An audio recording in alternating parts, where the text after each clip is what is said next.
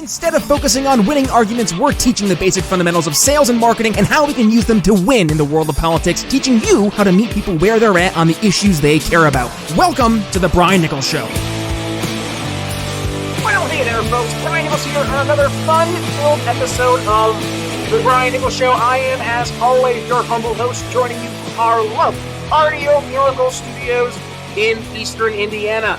The Brian Nichols Show is powered, yes, by the best heart health supplement in the world, Cardio Miracle. If you want to learn how to lower your resting heart rate, lower your blood pressure while improving your pump at the gym, stick around. We're going to talk about that more later in today's episode. But first, today we are discussing all things independence and sovereignty. No, not of America, not of some Eastern European nation or all the other countries we've been talking about here over the past few months, but rather we're going down right below America, and that is out into the Gulf of America, and discussing Puerto Rican independence and sovereignty. Joining us here at the Brian Nichols Show today is Javier Hernandez. Javier, welcome to the Brian Nichols Show. How you doing? Thank you, Mr. Nichols. I really appreciate it, and thank you to everyone who's watching. Great to have you on, Javier, and thank you for the intro. And by the way, is it Gulf of America? Do you feel comfortable and confident with calling it the Gulf of America yet, or are we still kind of on the fence? As a Puerto Rican, it's always going to be Gulf of Mexico because that's how it's been for 400 years. But if you, as Americans, want to call it whatever you want, you go ahead. And how about that as a way to start things off? You, as Americans, well, hold on there, Javier. Aren't all y'all down in Puerto Rican technically American? Because even though you're not our 51st state, I know you're battling Canada for that moniker, right? But no, I'm just teasing. But when you look at Puerto Rico, my cousin, he married a lovely lady named Leslie from Puerto Rico, so I got to know the culture quite well. And there was kind of this just, I don't know, understanding that even though you're not a state, you're still kind of part of the United States. But that seems to be changing. Talk to us about what's going on down there in terms of Puerto Rican sovereignty and independence. Thank you. Well, going to your first point, yeah, we're U.S. citizens since 1917. That's true. We are U.S. citizens by birth. That doesn't mean we're American. We're a Latin American people, nation with our own history, culture that predates the U.S. itself.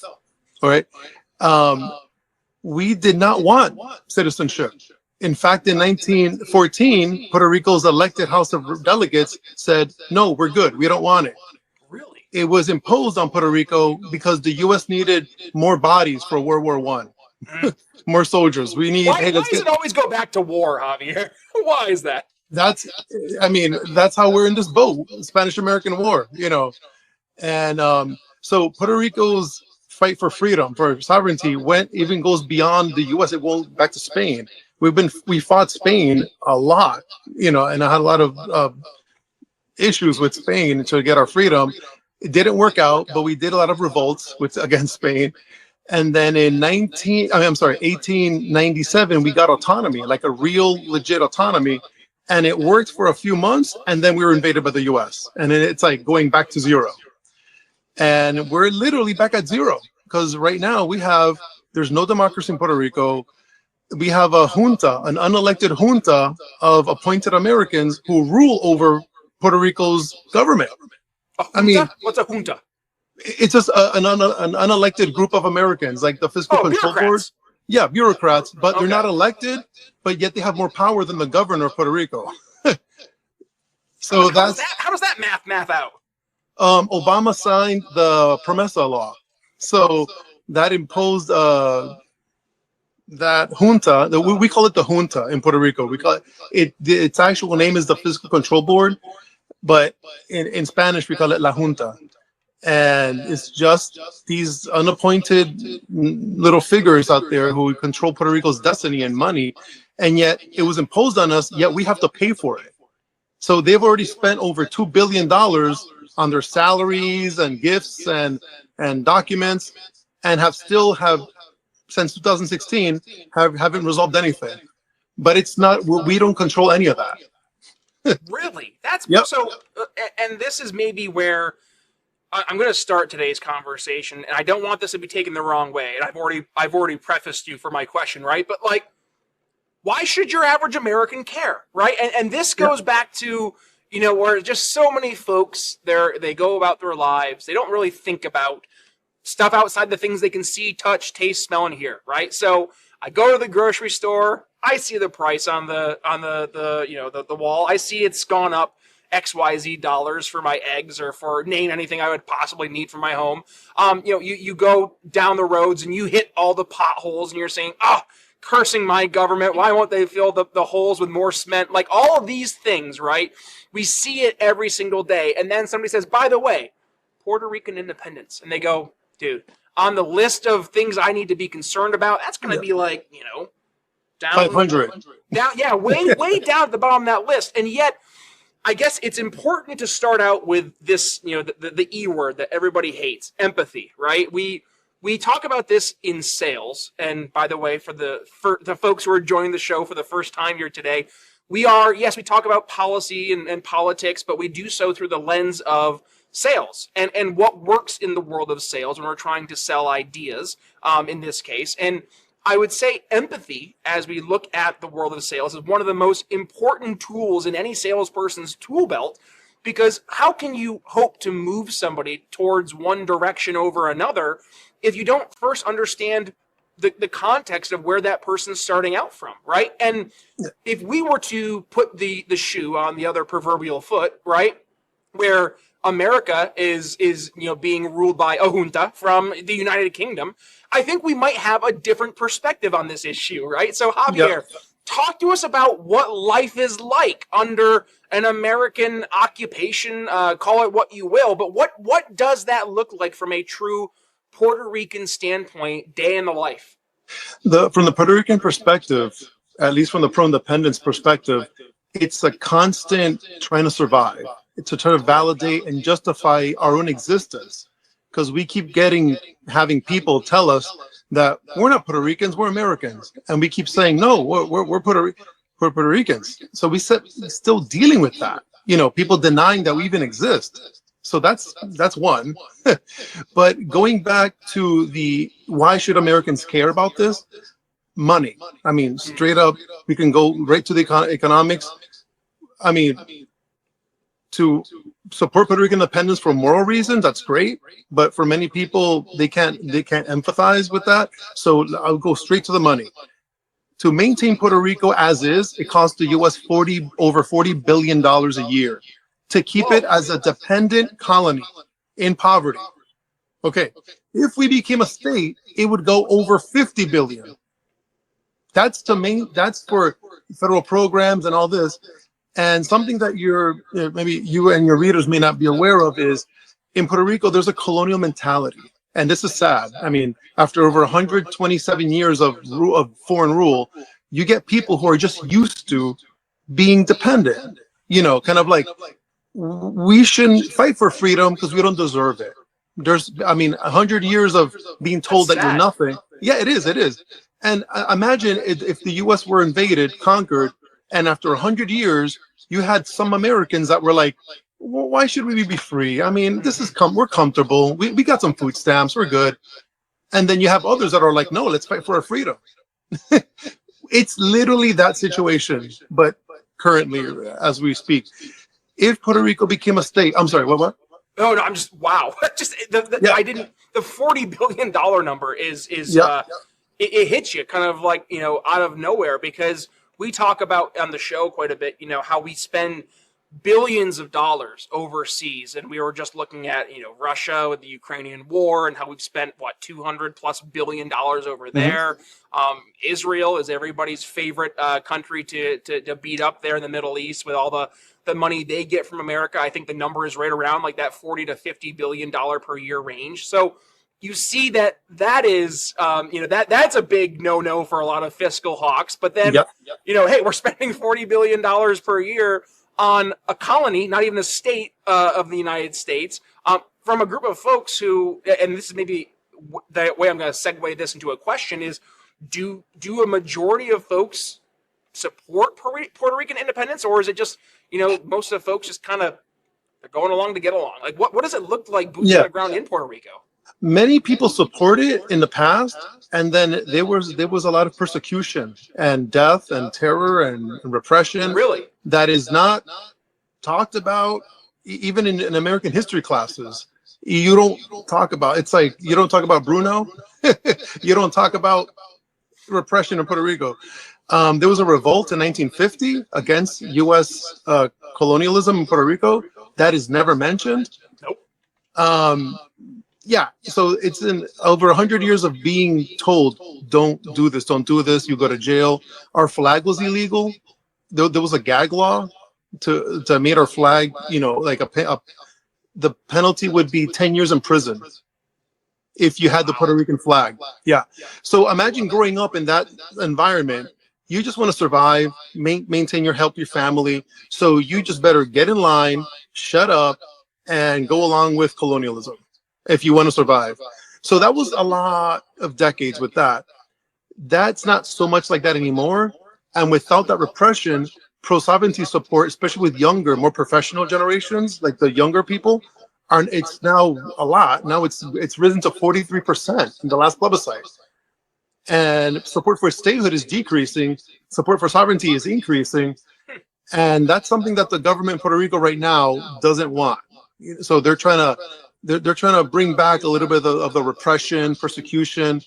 But it's harder now because now we have the internet. Now there's video. Now there's podcasts. In 1950, you could get away with that and no one would know, whatever. But now it's difficult. And now the cat's out of the bag. Puerto Ricans want freedom. We're heading towards it. But sadly, you still have a few people, colonized people, who believe that we're not worthy of freedom, that we're just inferior subhumans. That's literally what they say about Puerto Ricans, right? That we don't deserve freedom. We should just be content to be Americans. And then not even Americans. We're like second, third class Americans. Yeah. So those are things that are hard truths and they're kind of difficult for some people. But hey folks, I want to take a moment to talk about something that has truly changed my life, and that is Cardio Miracle, our incredible studio sponsor. Now, I'll be honest, when I first heard about Cardio Miracle and their claims about improving heart health, I was skeptical. But after using it for just about 2 months, I was absolutely blown away by the results. First, my blood pressure went from being consistently around 140/90 to a much more healthier and manageable 120/80. And my resting heart rate dropped from the low 70s to the high 50s.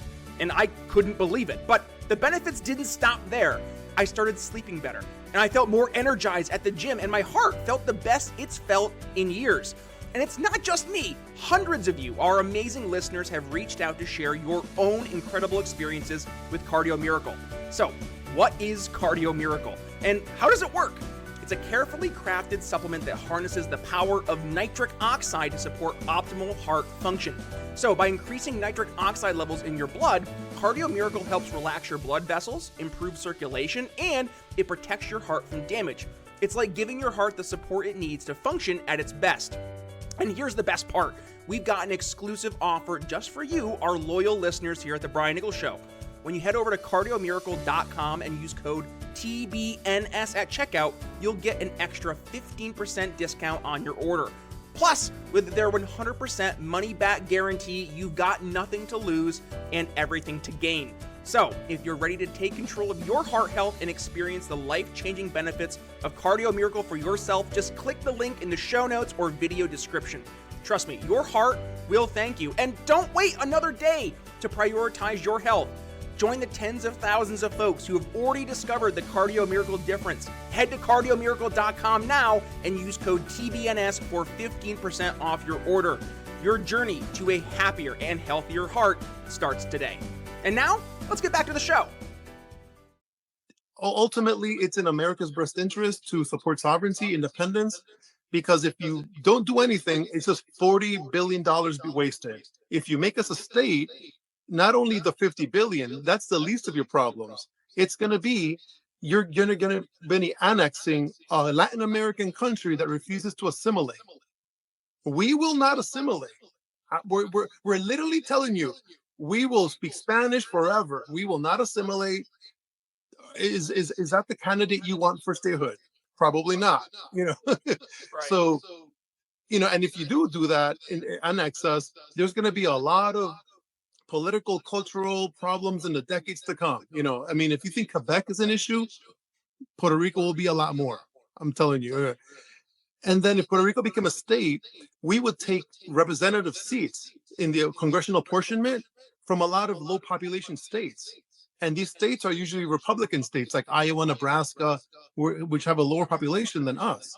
So if we became a state, we would have a big congressional delegation, but Wyoming, Minnesota, all those low population states would lose congressional power.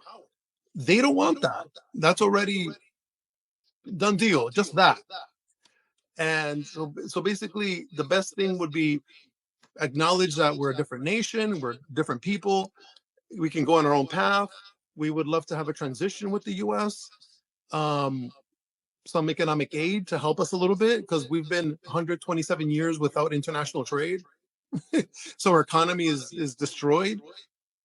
So we worked on a draft executive order recently for Trump, hopefully President Trump. All he has to do is sign it, and we would start our national era of Puerto Rican history. But there are a lot of forces, as you can imagine, that don't want independence, and they're usually the pro-statehood party, who they do have a lot of power in terms of money and lobbyists and stuff. Mhm. So right now we are, my group and I, we're strategizing, we're meeting congressional offices, talking with Americans and all this to support this, to really move this forward. And we really don't talk about this at all, who we're meeting, because the second we say who we're meeting, which congressman we're meeting, Mhm. the statehood party in Puerto Rico sends lobbyists to counter our efforts. But we're working on it, and we're doing a good job with that. Things are moving. And yeah, we recently took out presented to Puerto Rico a national development economic plan, the first one ever, because the government of Puerto Rico right now doesn't have any economic plan. Nothing whatsoever. The only plan they have is keep begging Americans for money, federal funds. They just keep saying fondos federales. Even though Trump and the Republicans are slashing federal funds and Americans don't want their money going to that, they just ignore that and just keep asking for more money. Our stance is we can develop our own economy, be a U.S. ally, strategic partner in the Caribbean, and start our own life in the world. Have access to global markets, trade. If we could finally do international trade, that sounds amazing. Because right now we can't. We can have our own boats. Right now we can't use our own shipping fleets. We're not allowed.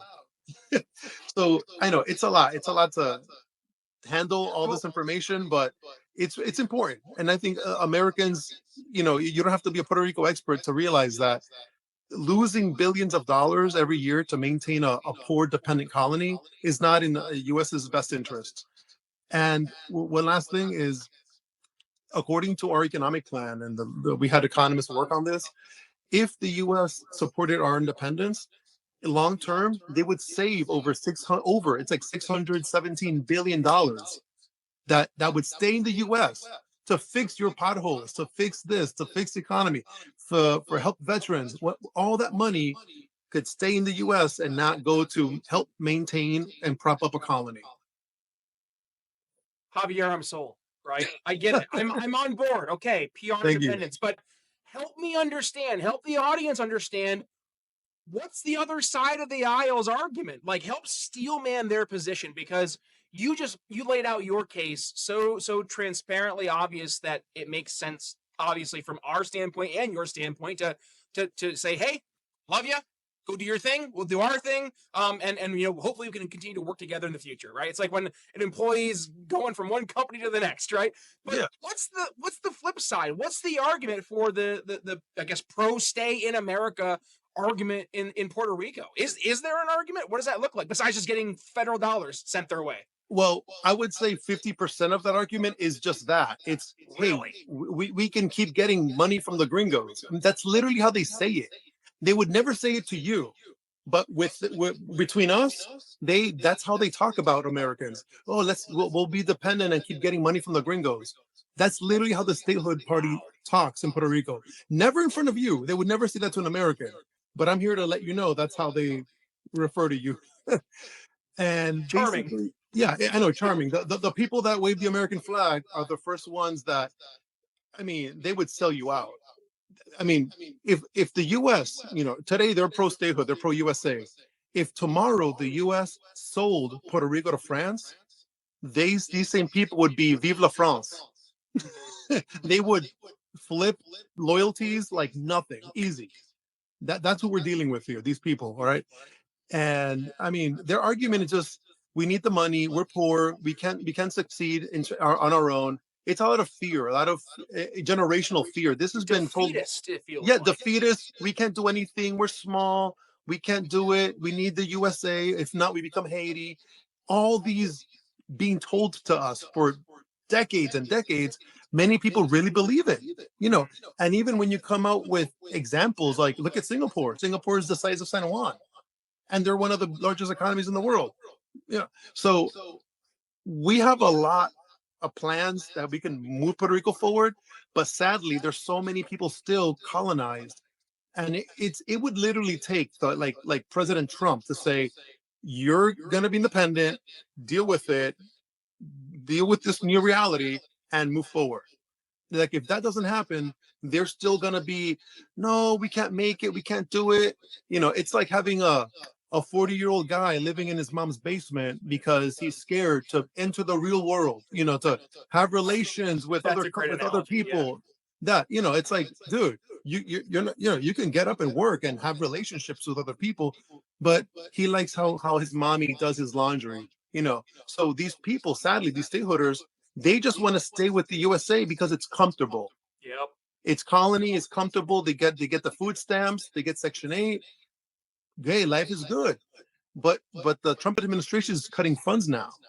So now they're realizing, oh wait, our federal funds party is coming to an end soon.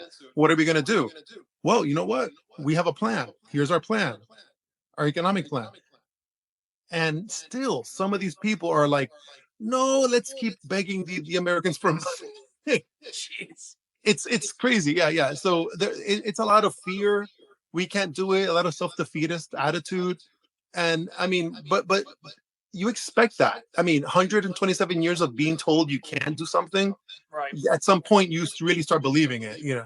That's Well, and generation after generation, unless you experienced the benefits or the beauty therein of being a sovereign country, right? Like it just turns into less like, oh, remember when, to, oh, a long time ago in a galaxy far, far away, right? Like it really does change, because it's no longer, this is the world my parents grew up in or my grandparents grew up in, but it's this make-believe magic world that existed a long time ago, right? And I guess Yep. going forward, this is where I want to really truly understand what this process would look like. You mentioned President Trump signing an executive order, and then you proceeded in this past bit to say, and if he had to tell people like, hey, you're on your own now, right? Like you're culturally Puerto Rican. Like what does, from soup to nuts, the process look like for Puerto Rican independence? Is it as simple as Trump signing an executive order, or is there more to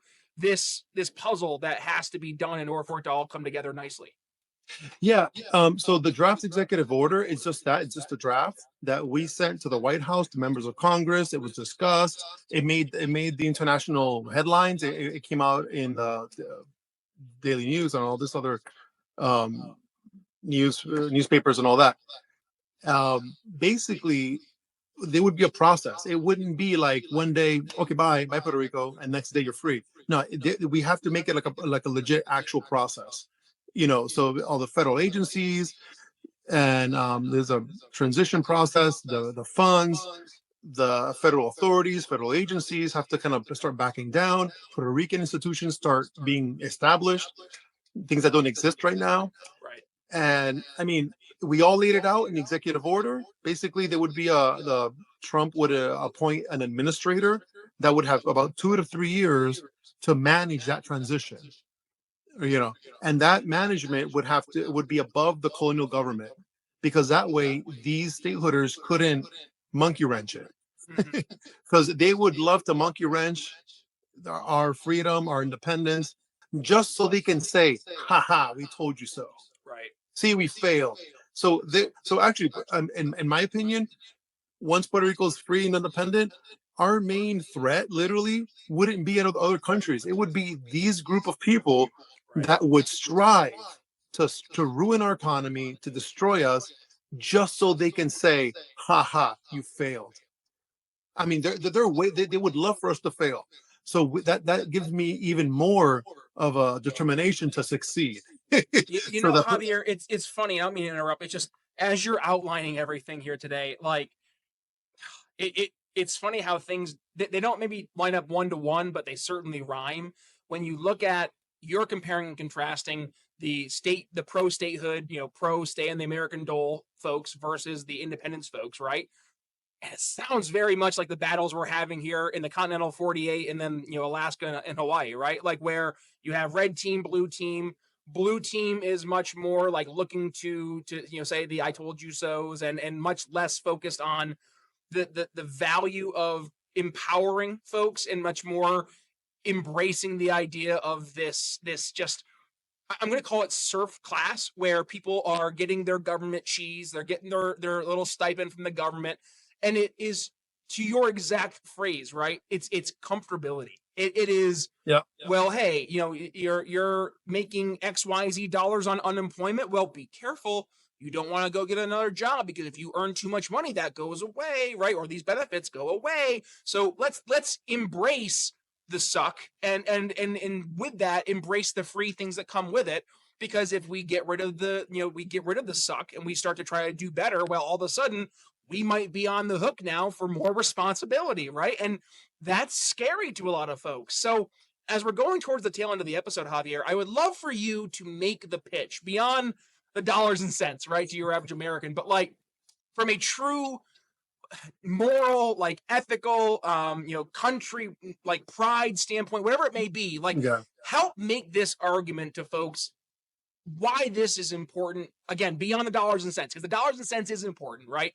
But just help make this more crystal clear, because I will not be able to do this justice because I'm not Puerto Rican, right? But I can tell you, like I live in the continental U.S. and I've lived in Canada, or I lived up near Canada, and you're right. I've seen what it's like when you have a country like, or I say a country, a province like Quebec, who's part of a country like Canada, and they don't want to be, right? Like you can see that tension it increases. So I mean, just help bring us home here, Javier. Like, what would that pitch to the American public look like? The pitch would be Puerto Rico has been fighting for its freedom for centuries. This isn't just like 1970s onward. We've been fighting against Spain for our freedom. We established a republic. It lasted one day, but it existed. We have been fighting and fighting and fighting and surviving our language, our culture. We've been fighting. We resisted and we rejected American assimilation in the 1930s and 40s. They tried to make us all speak English. We said no. We're gonna keep Spanish. I mean, we don't care if you think that we're savages. That's your opinion. We're part of a Latin American community of nations. And in the 30s, 40s, and 50s, it was really difficult. We were persecuted. Our flag was illegal. So we have really resisted assimilation, right? Yes, we're U.S. citizens, but that's politics. It was imposed on us. In name only, kind of. I mean, if tomorrow France imposes French citizenship on me, does that mean I'm French now? Right. Exactly. No, I'm not. I'm still Puerto Rican. So same with the U.S. Just because you make someone a citizen without their consent doesn't mean that now they're all celebrating Thanksgiving and American and NFL and no, we're not. We're totally Latin American people. We're Latin American nation. We love our country, we love our culture, our language, we preserve it. We even preserve our nation, our nationality in the US. So it goes to show you that assimilation and statehood is not going to work unless you want a Caribbean Quebec situation to happen, which would be disastrous for national unity, for the US. We're telling you, don't go down that road, the Yugoslavia road, right? Just we can get our freedom, we can go on our own way, still be partners, strategic partners and allies. We would love to be your friend and cooperation treaties and all that. We don't hug it out, but we need to have our own nation. We're a nation without a state, without a republic. Once we have our own nation, we can finally have relationships with other countries. We can trade with other countries, develop our economy, not be dependent on American taxpayers. Mhm. Billion, like I said, billions that go to that. And I mean, we've been, and again, there's the economic viewpoint and also the political viewpoint. But just for the morality of it, is the U.S. fought against colonialism. You fought the British to get your freedom, and then decades later you go and get your own colony. It's almost as if it's like a slave who becomes an abolitionist, but then he goes and gets a slave. And it doesn't make sense. So Sounds the like the U.S. story of Gladiator 2 I saw in theaters back earlier this year, but I digress. Gladiator too. Oh my God. Yeah. So basically, that's the U.S. should not have colonies. That's just my opinion. But Puerto Rico should become an independent nation or sovereign. Another sovereignty option is called free association. That's another option that I would support if that's what happens. Great. The U.S. already has 3 relationships like this with Micronesia, Palau, and the Marshall Islands. These are sovereign nations, but they have a free association relationship with the U.S. We can have that. I would support that if that was what the Trump administration was looking to do. Great. I just want sovereignty. I want our nation to be free and have a great relationship with the U.S., but we need to have our power to develop our economy, to develop our diplomacy, because we don't have any of that right now. Nothing. We have nothing right now. All we have is a colonial government that's corrupt, run by stateholders. Yeah. Wow. Javier, like this episode truly is one of my favorite episodes because I learned a lot today. I didn't Thank know that Puerto Rico was getting $40 billion in U.S. taxpayer dollars just to exist. I didn't realize that you guys had spent well over a century under rule from, if it's not us, it was Spain. I didn't realize that there was such a fight in Puerto Rico because, by the way, in the United States, we're really presented the perception that you guys very much are in favor of statehood, and it's not a matter of if but when that you become Yeah. the 51st or 52nd state, depending if you beat Canada or not, right? But like that is where I think your average person listening to today's episode who starts out saying Puerto Rican independence, why should I care? To saying, oh, I get it now. And this kind of it's same church, different pew to the open borders conversation we've been seeing here in America, especially over the past 5 years when the border was wide open and we saw, I think the number was 20 some odd million illegals flood into America. And you see a lot of folks who intrinsically say, hold up, I'm not comfortable with this because I don't know if they're safe. I don't know if they're going to assimilate into our culture. I don't know what their values are.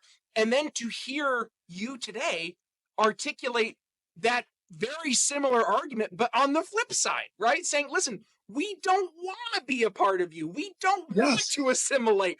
And who are we to force that on the just as who are we to allow or embrace 20 million illegals flooding into our borders, right? Like this is something that I think your average person can just fundamentally listen to, digest, and say, you know what? We can walk and chew gum at the same time. We can support closing our borders, not saying nobody come in, but rather let's go through a process so it's not just, a free for all.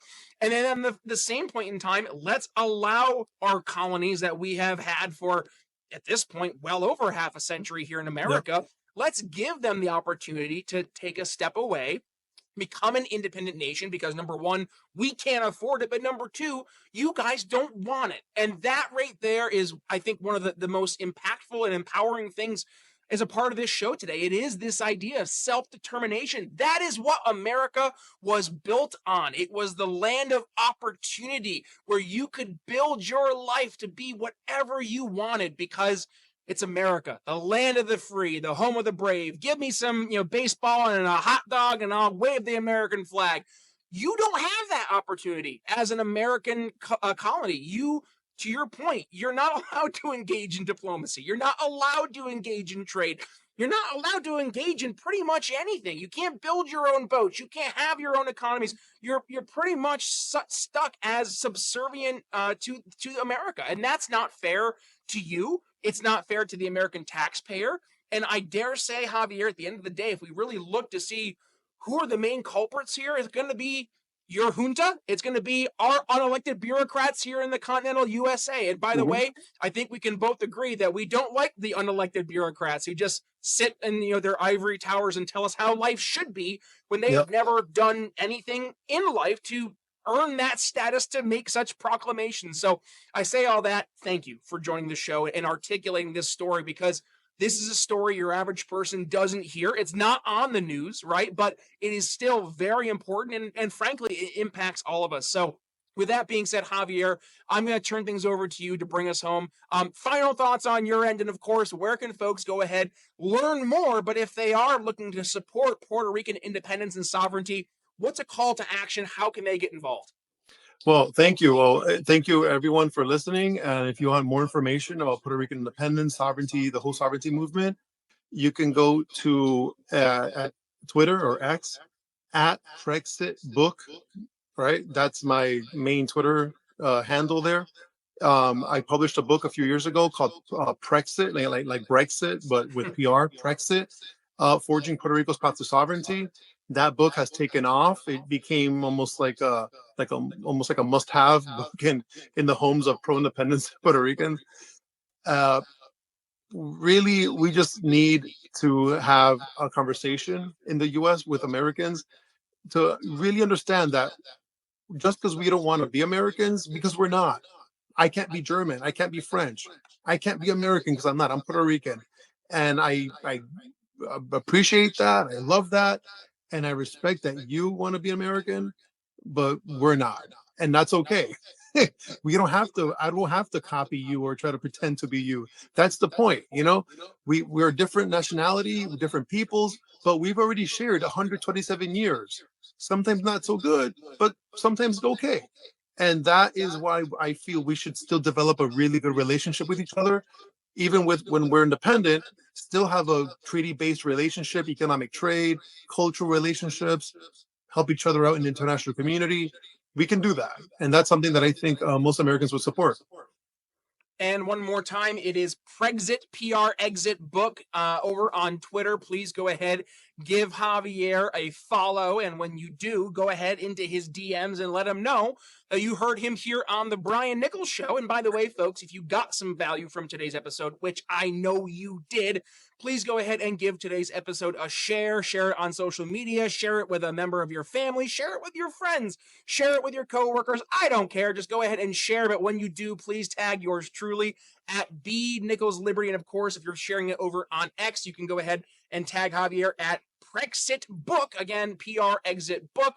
You can find yours truly on X, on Facebook, on Instagram. The Brian Nichols Show, yes, is a podcast, but also a video show. So if you like to watch your favorite shows, head over to YouTube, to Rumble, to Facebook, or to X. We are live streaming the show every Monday, Thursday, and Friday. Thursdays, we changed our release schedule because I just recently joined the Lions of Liberty Network, and I'm taking over their Thursday spot. So head over to the Lions of Liberty Network page. You'll find us over there. But in terms of live stream, we're over on X, Facebook, and Rumble every single Monday, Thursday, Friday at 9 p.m. Eastern. Usually we get the feed going around then. The interview starts sometime around like 9:15 to 9:30 or so. So make sure you head over there. And of course, just hit the little notification bell, because that will tell you anytime we go live so you don't miss a single brand new episode. Now, I say that some folks like me, I'm busy. I'm on the road a lot. I have a 2-year-old. I'm running around with a little earbud in my ear, which means I can't watch, but Javier, I can listen. So if you like to listen to your content on your favorite podcasting platforms like Apple Podcasts, Spotify, YouTube Music, or wherever it is you consume your podcasts, I like to listen to Podcast Addict. Just search The Brian Nichols Show, hit subscribe, and if you really want to get dangerous, hit download all unplayed episodes. We have over 975 episodes, 25 episodes away from episode 1000. Holy cow, that came fast. But you can go back and I can guarantee, check out some amazing episodes that will leave you educated, enlightened, and informed. One final thing, if you enjoyed today's episode, let me know. out, email me, brian@briannicholsshow.com. And of course, please support all the folks who've been ticking over my shoulder here, from Cardio Miracle, Ebles, CBD, Blood of Tyrants, Energy Tea, the list goes on. They are the folks who keep the lights on here at the Brian Nichols Show. So go ahead, give them some love, and of course, use code TBNS at checkout, and you'll probably get 15-20% off here or there, depends on the sponsor. With that being said, Javier, any final thoughts as we wrap things up and say goodbye? Thank you very much, Brian, for the opportunity to be here, and hope everyone learns about Puerto Rico and supports our freedom. Thank you. Here. Amen. All right, folks. Brian Nichols signing off here on The Brian Nichols Show for Javier Hernandez. We'll see you next time. Thank you. Thanks for listening to The Brian Nichols Show. Find more episodes at briannicholsshow.com.